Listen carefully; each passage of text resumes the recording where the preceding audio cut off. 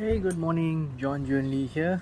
So, I'm doing this as a special 30 days challenge for a consistent daily video practice campaign.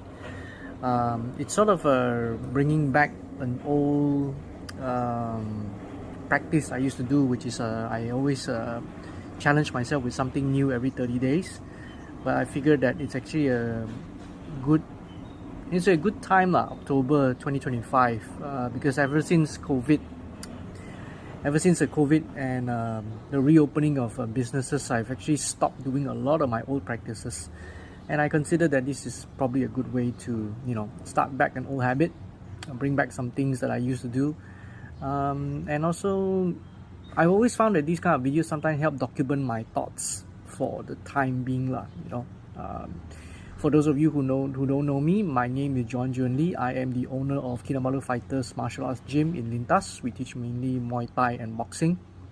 I myself used to be an MMA amateur fighter, but I coach more than I fight and I'm also the organizer for ACG events, for example, like HobbyCon, Cosmaniac and things.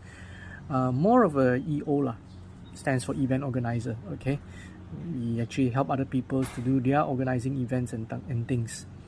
So you see, I come from two very different worlds. One is from the martial art world, some would consider it very serious, and one is from the very whimsical ACG hobby community.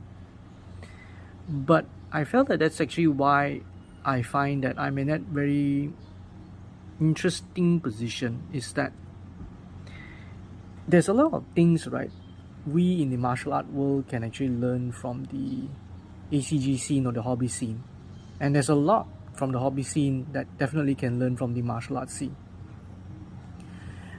By large, whatever that we learn from each other, right, is also got to do with mindset, perspective, culture and attitude, and they translate a lot also to our normal life and our business life.